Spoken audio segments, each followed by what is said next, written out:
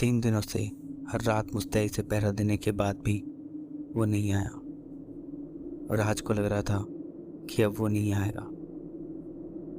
पर तभी एक काले साए को बाहर आता देख वो समझ गया कि वो अपना शिकार कर चुका है।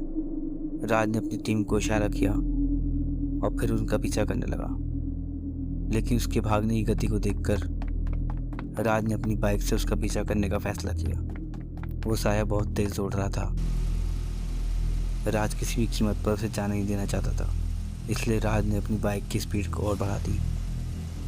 राज की बाइक 90 को टच कर रही थी, फिर भी राज उस तक पहुंच नहीं पा रहा था। साया भागते भागते एक पुराने से घर में घुस जाता है। राज भी उसके पीछे घर में घुस जाता है।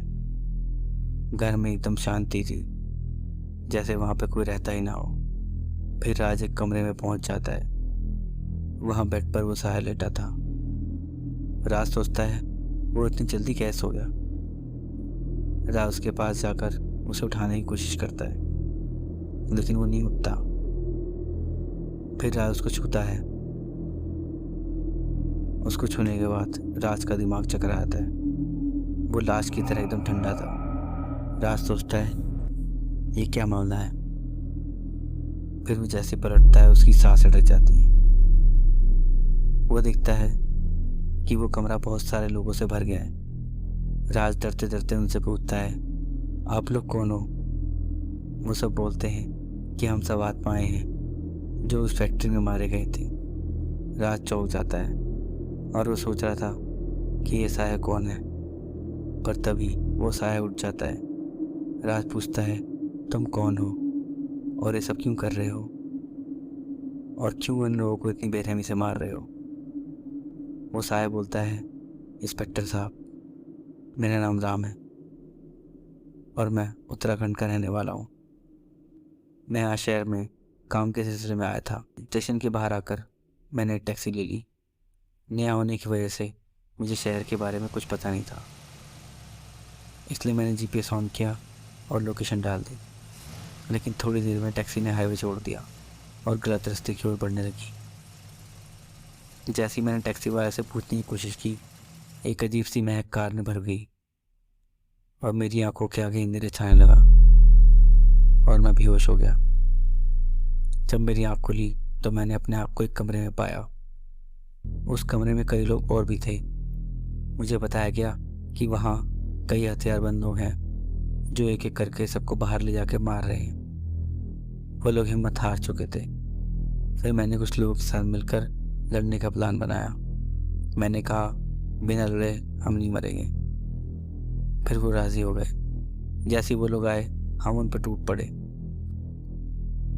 लड़ाई बस थोड़ी देर ही चली, क्योंकि उसके बाद एक आदमी एक बड़ी सी गन लेकर उस कमरे में आ गया और हम पर अंधाधुंध गोली चलानी शुरू कर दी।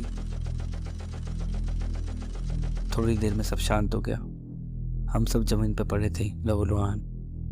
मेरे भी पेट में गोली लगी थी। फिर मेरी आंखें बंद होने लगी।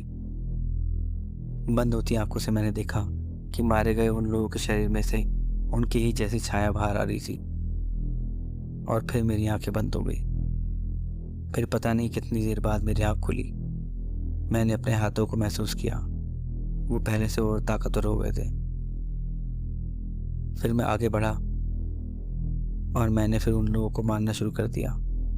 एक एक करके मैंने सबको मार दिया। मैं सोच रहा था इतनी ताकत मुझ में कहाँ से आ गई।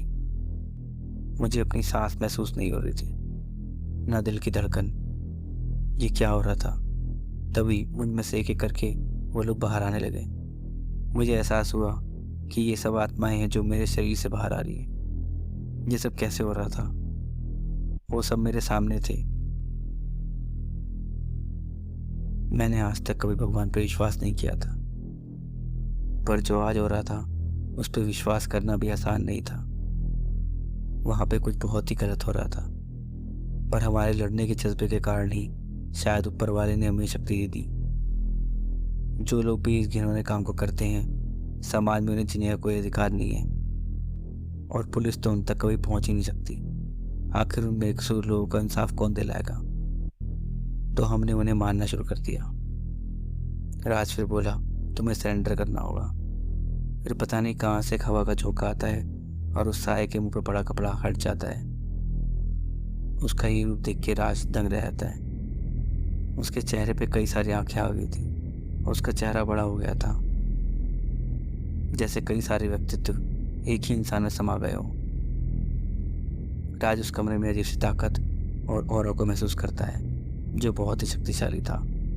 फिर वो साया बोलता है, दौलत के पीछे भागने वाले लोगों, आप चैन से सोना बंद कर दो, हम आ रहे हैं। इतना बोलते ही वो खिड़की से कूद गया। राज बस देखता ही रह गया।